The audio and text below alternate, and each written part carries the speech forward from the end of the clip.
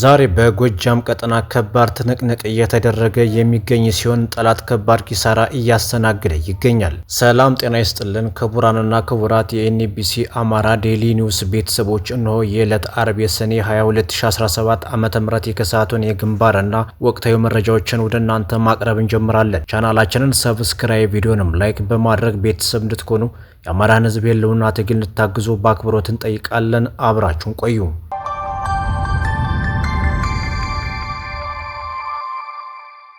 ጠላት በጎጃም የፋኖ አመራሮች የሚንቀሳቀሱበትን ደጋማውን አካባቢ መቆጣጠር እቅድ እንዳለው የሚታወቀው ቀደም ብሎ ሲሆን ለዚህም ተጨማሪ ኦሮሚያ ሰሜን ሸዋ ያለውን 6ኛ እዝ 1 ኮር፣ ደቡብ ጎንደር ካለው ምስራቅ እዝ 2 ክፍለ ጦር ጎትቶ ወደ አዴት ቀጠና እንዲሁም ደቡብ ወሎ ቀጠና ያለን 1 ክፍለ ጦር ወደ ጎጃም እንዲሻገር ጭምር ነበር እቅዱ። ይሄ ደግሞ ጎጃም በነበረው ውጊያ ያልተሳተፉትን 7ኛ እዝ ያሆኑ ሰሜን ምስራቅ እዝና ደቡብ እዝ በዚህ ዘመቻ ተሳታፊ እንዲሆኑ ያደርጋቸዋል። ከጎንደር በኩል 30 ተሳቢ አረመኔው የአብይ አህመድ ሰራዊት ባህር ዳር ገብቶ ወደ ሰሜን ጎጃም እየተሰማራ ነው። ከወሎ መስመር ከዚህ ከፍ ያለ ቁጥር ያለው የአረመኔው ሰራዊት መካነ ሰላም ደርሷል። ከወለጋ 1 ኮር ወደ ጎጃም በመሻገር ላይ ነው።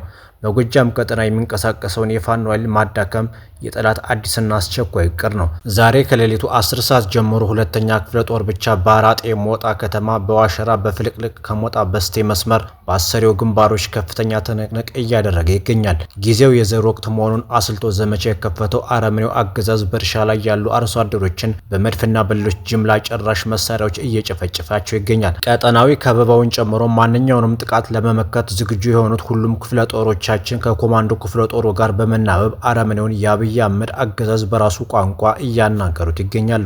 የድልና የምርኮ ዜናዎች የሳምንቱን መጨረሻ ቀናት አየር መያዛቸው አይቀርም ሲል አርበኛ አስረስ ማሬ ገልጿል። እናም ዛሬ የጎጃም ፋኖ በሁሉም አቅጣጫ ከአረመኔው የአብይ አህመድ አራዊት ሰራዊት ጋር እየተፋለመ እየቀጠቀጠውም ይገኛል። እስካሁን ባለው ሁኔታ አረመኔው አብይ አህመድ የህዝባችንን የከበሩ ማዕድናት ሳይቀር ቀብድ እያስያዘ ከገዛቸው ዘመናዊ መሳሪያዎች እስከ መጨረሻው የወታደራዊ ማሰልጠኛ ሳይንስ ከደረሱ ሀገራት ልኮ ያሰለጥናቸው አዋጊዎች ድረስ እየተማረኩ ይገኛሉ ተብሏል።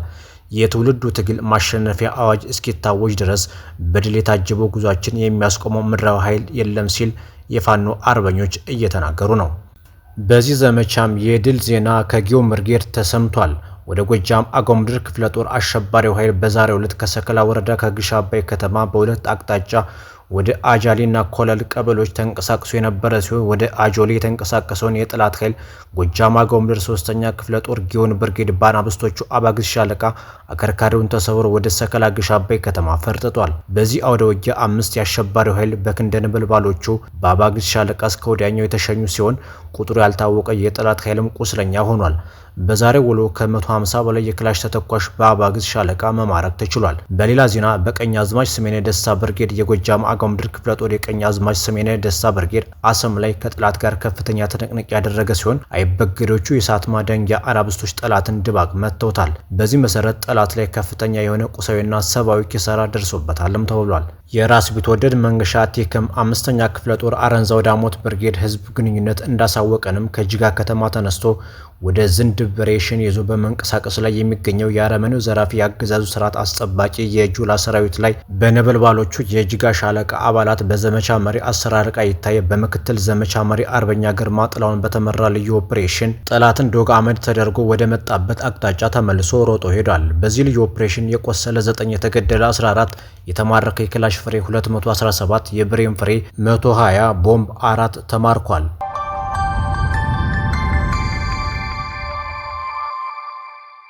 የአፋባ ጎንደር ቀጠና የራስ አሞራ ውብነ 3ኛ ኮር ሰሜን ብርቅዬ ክፍለ ጦር መረባ መሽጎ የነበረውን አድማ በተና እንዲሁም ሰላም አስከባሪ ብሎ ራሱን የሚጠራው የአብይ ወንበር አስጠባቂ የሚሊሻ ስብስብ ትናንት ሐሙስ ሰኔ 19 2017 ዓ.ም በጀግናው የሰሜን ብርቅዬ ክፍለ ጦር አባላት ከበባ በማድረግ እና ከምሽግ በማስወጣት ገርፎታል የተባለ ሲሆን 10 የሞተ 8 የቆሰለ 30 የተማረከና ከ50 በላይ የነፍስ ወከፍ መሳሪያ ከጠላት በመቀበል አኩሪ ጀብድ ተፈጽሟል ተብሏል።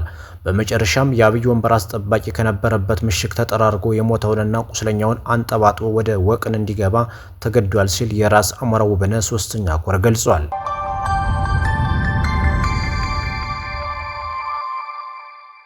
ምስራቅ አማራ ኮር 1 ሀውጃኖ ክፍለ ጦር ባለፉት 3 ቀናት እያደረጉት ባለው ብርቱ ትንቅንቅና ተጋድሎ አመርቂ ድሎች እያስመዘገቡ ነው ተባለ። የፋኖን ጠንካራ ይዞታዎች ለማስለቀቅና ለመቆጣጠር አልሞ ያለ የሌለ ኃይሉን እየተጠቀመ ያለው የፋሽስቱ ብልጽግና ሰራዊት በራያ ቆቦ ጮቢ በርና አማያ ዙሪያ ከሀውጃኖ ክፍለ ጦር የደረሰበት ጸረ ማጥቃት በርካታ ሰብአዊና ቁሳዊ ኪሳራ አድርሰውበታል። በተጋድሎ ጠላት ሞርተሮችን፣ ዙ 23 ታንክ፣ ብረት ለበስና መርፍ የተጠቀመበትን አውደ ውጊያ 3ኛ ቀኑን ያገባደደ ሲሆን የክፍለ ጦሩ መካናይዝድ በወሰደው የአጸፋ እርምጃ በሞርተር 1 ዲሽቃ ምድብተኛ ሰራዊት ሙሉ ለሙሉ ሞትና ቁስለኛ ሲሆን ዲሽቃውም ከጥቅም ውጭ ሆኗል ተብሏል። በተጨማሪም አማያ አዲስ ዓለም ላይ ሆኖ ያዋጋ የነበረ ለጊዜው ማዕረጉና ማንነቱ ያልታወቀ አመራርን ጨምሮ 11 ሙትና ሌሎች ቁስለኛም ሆነዋል። መዳረሻው ድልና ነጻነት የሆነው የአማራ ሕዝብ የህልውና ተጋድሎ ተጠናክሮ ይቀጥላል ሲል ኮሩ ገልጿል።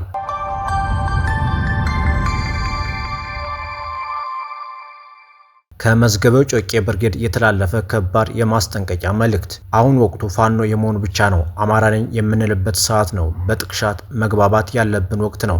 እምቢ ማለት ፋኖ ነኝ ብለን የምንኩራራበት፣ ጠላትን ወግድልኝ ወገኔን አትንካ የምንልበት፣ በአጠቃላይ አማራ መሆናችንን የምናስመሰክርበት ወቅት ነው። አሁን የፋኖን ትዕዛዝ የማያከብር ሁሉ ጠላት ነው። ፋኖን ተው ሲለው ያልሰማ እሱም ጠላት ነው።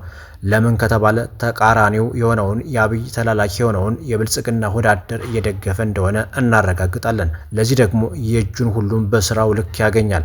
አሁን ብልጽግና የጨነቀውን እርጉዝ ያገባል ነውና የሚባለው አልፈልግም ያለውን የአማራ ሕዝብ በግድና ሰልፍ ውጣና ፋኖን አውግዝ በማለት ሕዝብ እያሰቃየ ይገኛል። ስለዚህ ሰዴ ወረዳ የሚገኘው ወንበር አስጠባቂ አሻንጉሊት መስል የጅል ስብስብ በቅርቡ ሰዴ ከተማ ላይ ሰልፍ ለመጥራት መዘጋጀቱን ከውስጥ መረጃዎች ደርሰውናል። እናም ይህ ወቅት ደጋፊዎቻችንንና ጠላቶቻችንን የምንለይበት ሰዓት ነው። የተከበራችሁ የሰዴና አካባቢው ማህበረሰብ ሰልፍ በተባለበት ቀን በተለይ እሁድ ማለትም ሰኔ 22 2017 ዓ.ም ከቤት ባለመውጣት የተለመደውን ለፋኖ ድጋፍና ለአማራ ትግል ማድረግ ያለባችሁ እንድታደርጉ ከወዲሁ እናሳስባለን። ይህ ሳይሆን ቀርቶ በሰርጎ ገቦቻችንና በምንሰነዘረው ሁሉን አቀፍ ጥቃት ለሚደርሰው ጥቃት ኃላፊነት የማንወስድ መሆኑን ከወዲሁ ማሳወቅ እንወዳለን ሲል መዝገበ ጮቄ ብርጌድ የማስጠንቀቂያ ጥሪውን አቅርቧል።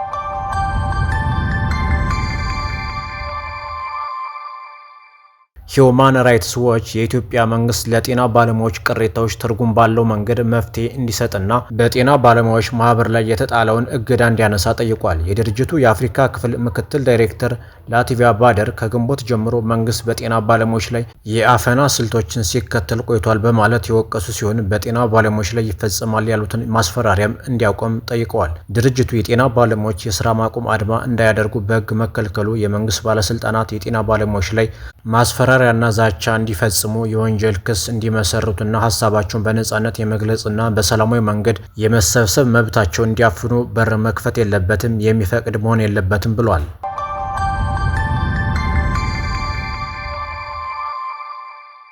የትግራይ ጊዜያዊ አስተዳደር ፕሬዝዳንት ጄኔራል ታደሰ ወረደ በግጭት ማቆም ስምምነቱ አተገባበር መዘግየት በተለይም ተፈናቃዮችን ወደ ቀያቸው በመመለስ የትግራይን ግዛቶች ወደ ነበሩበት በመመለስና የቀድሞ ተዋጊዎችን ትጥቅ አስፈትቶ ወደ ማህበረሰቡ በመቀላቀል ዙሪያ ከጠቅላይ ሚኒስትር አብይ ጋር በአካል ለመወያየት ማሰባቸው እንደገለጡ ጊዜያዊ አስተዳደሩ አስታውቋል። ጄኔራል ታደሰ ይህን የተናገሩት በኢትዮጵያ ከተመድ ልማት ፕሮግራም ልዑካን ቡድን ጋር ዛሬ መቀሌ ውስጥ በተወያዩበት ወቅት ነው። ጄኔራል ታደሰ ትጥቅ ፈተው ወደ ማህበረሰቡ የሚቀላቀሉ የትግራይ የቀድሞ ተዋጊዎች በቂ የገንዘብ ድጋፍ አላገኙም በማለትም በውይይቱ ላይ ተናግሯል። ልዑካን ቡድኑ በበኩሉ የተመድ ልማት ፕሮግራም ወደ ማህበረሰቡ ለሚቀላቀሉ የቀድሞ ተዋጊዎች የትምህርትና ስልጠና ድጋፍ እንደሚያደርግ ቃል ገብቷል።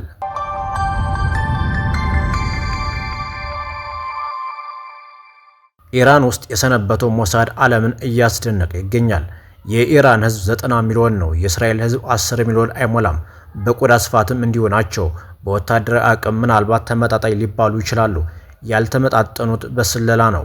ሞሳድ ልቆ ተገኝቷል። ዱካ የለውም፣ ጥላ ነው። ከኢራን ሳይንቲስቶች ጋር አብሮ ይራመዳል፣ ግን አይጨበጥም። ከኢራን ጀነራሎች ጋር አብሮ ይታደማል፣ ግን አይተኮስበትም። ለኢራኖች መንፈስ ሆኖባቸዋል። አንዳንድ የኢራን ከፍተኛ ባለስልጣናት የሌላቸው መረጃ ሞሳድ ሊኖረው ይችላል። ሞሳዶች የጦርነቱ መባቻ ላይ ወይም የግጭቱ ዋዜማ አይደለም የገቡት፣ ኢራን ነው የከረሙት። ሰርገው ገቡ የሚለው አገላለጽም ልክ የሚሆነው በከፊል ነው። ምክንያቱም ሞሳድ ዜግነት አለው እንዴ? የአገሬውን ሰው መልምሎ ነው የራሱ የሚያደርገው። ምናልባትም የአንድ ሀገር ምክትል መከላከያ ሚኒስቴር የሞሳድ መኮንን ሊሆን ይችላል። ምናልባት የኢራን ከፍተኛ የደህንነት ኃላፊ የሞሳድ ተከፋይ ሊሆን ይችላል። ሚስጥሩ የሚወጣው ከዓመታት በኋላ ነው። ተቀብሮም ሊቀር ይችላል። የሞሳድ ሰላዮች ኢራንን በስቅላት ቀጥታ የምትጨርሳቸው አይደሉም። ረቂቅ ናቸው። በሮቦት ይታገዛሉ። ከእስራኤል ከለላ ያገኛሉ። በቴህራን ታላቅ ሳይንቲስት በጠራራ ፀሐይ መኪና መንገድ ላይ ተገድሎ ሊገኝ ይችላል። ገድሎ የሚሸሽ የሞሳድ ሰላይ ግን አይታይም። ድምፅም ጠረንም ዱካም የለም። ይህን ምን ይሉታል? የሐማሱ የፖለቲካ መሪ ኢስማኤል ሃኒያ ለእርሱ በተዘጋጀለት ዘወትር በሚያርፍበት ጥበቃው በተጠናከረበት እንግዳ ማረፊያ ውስጥ ሳለ ነበር ቴህራን ውስጥ የተገደለው። ማን ገደለው? ዛሬም እንቆቅልሽ ነው። እሱን ጨምሮ ጉምቱ የኢራን ሳይንቲስቶች ከዚህ ቀደም በተጠና መንገድ በሞሳድ ተገድለዋል። ሞሳድ ቤቱ ቴል አቪቭ አይደለም፣ ቤቱ ቴህራን ነው። የሞሳድ መናኸሪያ ከቴል አቪቭ ይልቅ ቴህራን ነው። ኢራን የሞሳድን ዋና መስሪያ ቤት በቴል አቪቭ ከምትደበድብ ራሷን ብትደበድብ ጉያዋን ብታጸዳ ይሻል ነበር የተባለው ለዚህ ይሆን? ለመሆኑ ሞሳዶች በዚህ ግጭት የመጀመሪያ ቀናት ምን አሳኩ? በአጭር ቀናት አስገራሚ ስራ ሰርተዋል። ጥበባቸው ሲታይ ደራሲ ማሞ ውድነህ አላጋነኑም ያስብላል። በሁለት ቀን ደርዘን የኒውክሌር ሳይንቲስት እና ሌላ 2 ደርዘን ጄኔራል መግደል የትኛውም ሀገር የሚያሳካው ነገር አይደለም። በዓለም ጦርነቶች እንኳ ተሰምቶ አያውቅም። የሞሳድ የስለላ መኮንኖች 2 ቁልፍ ተልዕኮ ነበር የተሰጣቸው። የኒውክሌር እና ሚሳኤል ቀጠናዎችን መሰለል አንዱ ነው። የኢራን ከፍተኛ ወታደራዊና የኒውክሌር ሳይንቲስቶችን ማምከን ሌላው ተልዕኮ ነው። ሁለቱም ተሳክቶላቸዋል። የእስራኤል አየር ኃይል ይህን ዘመቻ በሚፈጽምበት ቅጽበት የእስራኤል ሰላዮች በሌላ ተግባር ተጠምደው ቆዩ። ይህም የባለስቲክ ሚሳኤል ማስተኮሻዎችን በጥንቃቄ ከጥቅም ውጭ ማድረግ ነበር። ይህን ለማሳካት በመቶች የሚቆጠሩ የሞሳድ መኮንኖች፣ ግማሾቹ በኢራን ቀሪዎቹ በቴል አቪቭ ቢሮ የተቀናጀ ተሳትፎ አድርገዋል። በዚህ ተግባር ላይ በተለይ ለሞሳድ የሚሰሩ ኢራናውያንን ብቻ የያዘች አንዲት የስለላ ቡድን ተሳትፋለች። በማዕከላዊ ኢራን አንዲት የሞሳድ ኮማንዶ ጓድ ራሷን አሰናዳች። በዚህ ጓድ ስር የሚገኙ የሞሳድ ኮማንዶዎች ኢራን ውስጥ በራሳቸው የሚመሩ የጦር መሳሪያዎችን ከምድር ወደ አየር የሚወነጨፉ የኢራን ሚሳኤሎች በተጠመዱባቸው ማስተኮሻዎች አቅራቢያ ተክለው ነበር። ሞሳድ ከዚህ ሌላ ወደ ኢራን አስርጎ ያስገባቸውና የርቀት መቆጣጠሪያ የተበጀላቸው ድሮኖችን ጠምዶ ሲጠባበቅ ነበር። ድሮኖቹ የገቡት ከዚህ ጦርነት በጣም ቀደም ብሎ ነው። ጊዜውን በትክክል ለመናገር ከጉዳዩ ስሱነት የተነሳ የእስራኤል የመረጃ ምንጮች ፈቃደኛ አይደሉም። እነዚህን ድሮኖች ያጠመደበት መለስተኛ የህዝብ ጣቢያም ከፍቶ ነበር። አሜሪካ ሰራሽ ጄቶች ከዚህ ማዘዣ እየታገዙ በቀላሉ ኢላማውን መምታት ቻሉ። ከሰማይ ተመተን እንጣላለን የሚል ስጋት ሽው ሳይለባቸው ማለት ነው። የኢራን አብዛኞቹ የአየር መቃወሚያዎች የተመቱት በጥቅምቱ ጥቃት ጊዜ ነው። በረዥም ርቀት ተምዘግዛጊ ሚሳኤሎች የኢራን ኤስ-300 ሚሳኤል ስርዓት ከጥቅም ውጭ የተደረገው ያኔ ነው። በቅርብ ቀናት የእስራኤል አየር ኃይል ትኩረት ያደረገው ከመሬት በሚተከሉ ራዳርና ማስተኮሻ ላውንቸርስ ላይ ነው። ጥቃቱ ከመጀመሩ ቀደም ብሎ እስራኤል ይህንን ስርዓት ሽባ የሚያደርጉ የስለላ መኮንኖች አሰናድታ ነበር። የሞሳድ መኮንኖች የቀረውን የኢራን የሚሳኤል ስርዓት ለማፍረክረክ ቀደም ብለው አስርገው ያስገባቸው ድሮኖችን በጥቅም ላይ አውለዋል። እስራኤል ጥቃት ስትጀምር ድሮኖቹ ስራቸውን እንዲጀምሩና ቴህራን አቅራቢያ እስቲፋጃብድ ወታደራዊ ጦር ሰፈር ወደሚገኙት ከምድር ወደ ምድር የሚወነጨፉ ሚሳኤሎች ወደ ተጠመዱባቸው ማስተኮሻዎች መወርወር ጀመሩ። በዚህ ጥቃትም ድሮኖቹ የኢራን ባላስቲክ ሚሳኤሎች ወደ እስራኤል ከመተኮሳቸው በፊት ሊያወድሟቸው ችለዋል። የእስራኤል መከላከያ ዝግጅት ያደረገው የከፋ ነገር ከኢራን ይገጥመኛል ብሎ ነው።